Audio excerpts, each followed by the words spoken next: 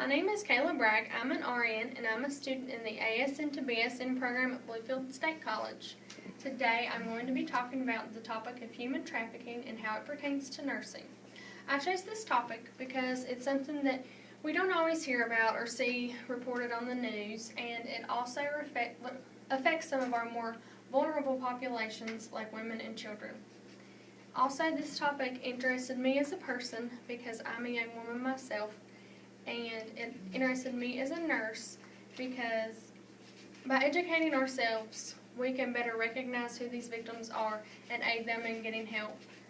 A lot of times, nursing personnel and healthcare professionals are the only ones who come into contact with these victims because of the way they're isolated. So we are often the first ones that they see and who can aid them in getting help. The number of people in slavery around the world today is actually double that of what it was during the 350 years of African slave trade. And a lot of times people think, oh, human trafficking may be a global problem, but it doesn't happen on our own soil. And that isn't the case. There are actually 14,500 to 17,500 being trafficked within and out of U.S. borders annually. 80% of those trafficking victims are women and children. A lot of times we may think, well, we're not seeing it happen firsthand, so it really can't be that prevalent and it isn't affecting us ourselves, so we're not worried about it. But actually, what if it was our sister, daughter, or loved one or friend that was being exploited? Then that would hit home a little more. And that's what these victims are to someone. That's someone's sister, that's someone's daughter, that's somebody's friend or loved one. One example of human trafficking in America is after Hurricane Katrina. There were victims being sent from Thailand to the Gulf Coast and New Orleans area, and they were being held captive. They were forced to live and work in hurricane-damaged buildings full of mold, debris, no electricity, or running water.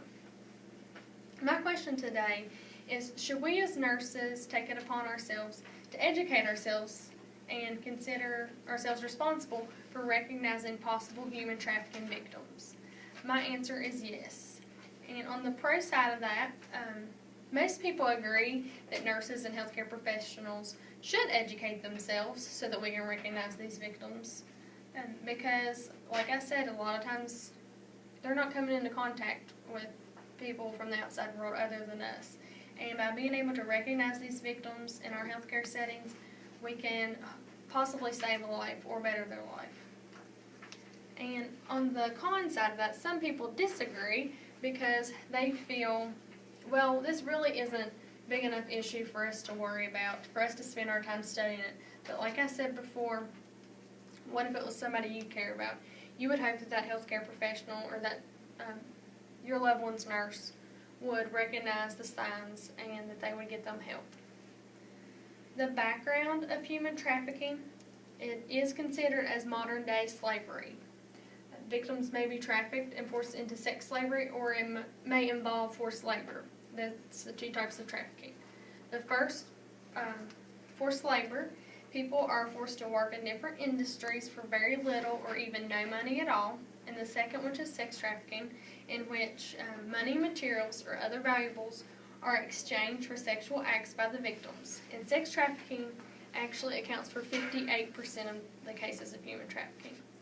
According to a journal called Nevada Art Information, the definition of human trafficking as stated by U.S. law in Part A, sex trafficking in which a commercial sex act is induced by force, fraud, or coercion, or in which the person induced to perform such acts has not reached 18 years of age.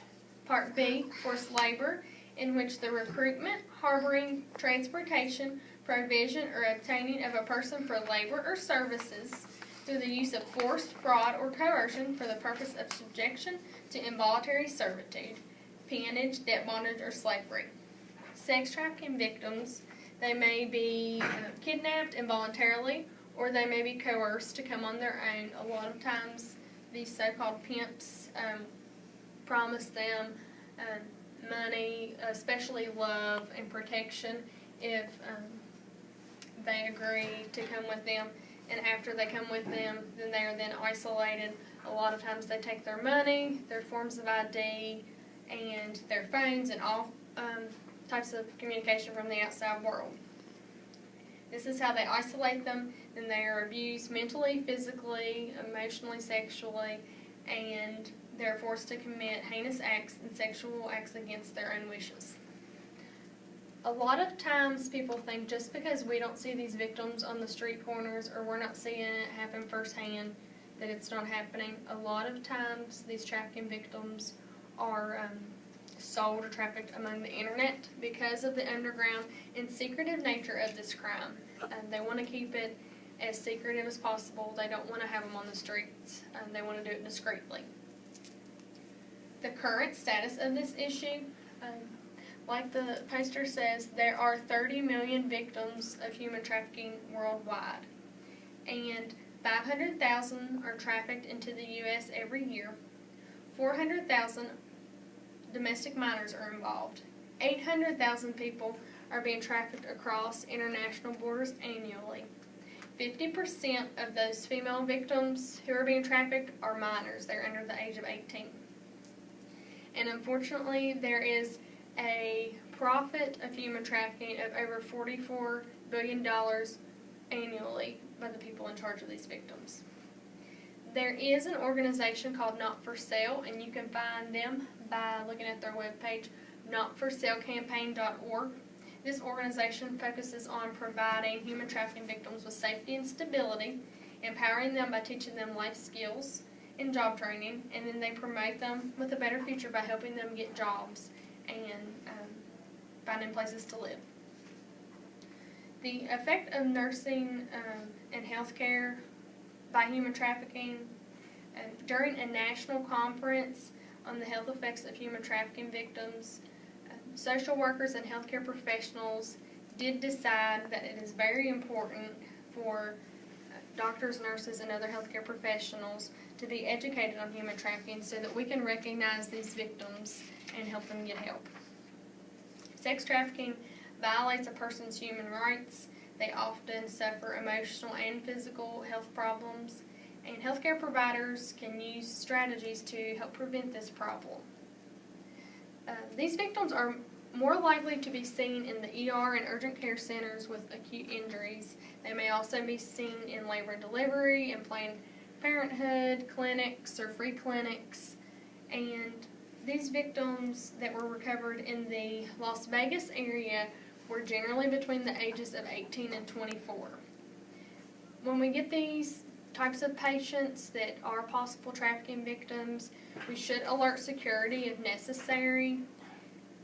Red flags to look for whenever we see these victims are an older man with a younger woman. A lot of times they'll be very dominating and they will try to control the interview. The patient may be withdrawn, nervous, anxious, fidgety, have poor eye contact. They may have old injuries such as bruising, poorly healed fractures, abrasions, and cuts.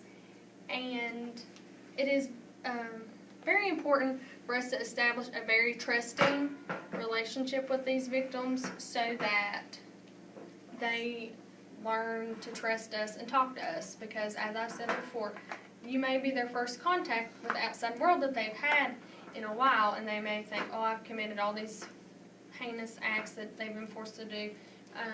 Nobody's going to believe me. Why do I deserve help? So we should establish a relationship with that patient. A lot of times the story of how the injury happened may be inconsistent, vague, or not make sense. And a lot of times these victims will also have tattoos of names on them. Pimps will tattoo names on the victims as a form of what they call branding. And as a nurse, you should know that you are a mandatory reporter of human trafficking of a minor. If you believe that you have a patient who is a victim under the age of 18 of human trafficking, you should alert law enforcement. And if you believe that this victim is in imminent danger, you should call 911. If the person is over 18 and you believe that they're a victim of trafficking, You need to comply with what that patient wants. But make sure that this patient is aware that they can get help and that there are resources available. And I hope the information and the statistics and the tips that I've talked to you about today can help you understand the problem and make you more aware of human trafficking and help you recognize these victims, because as I've said many times before, a lot of times we're the only people in contact with these victims, and they are, at the end of the day, someone's loved one, and they don't deserve to be exploited.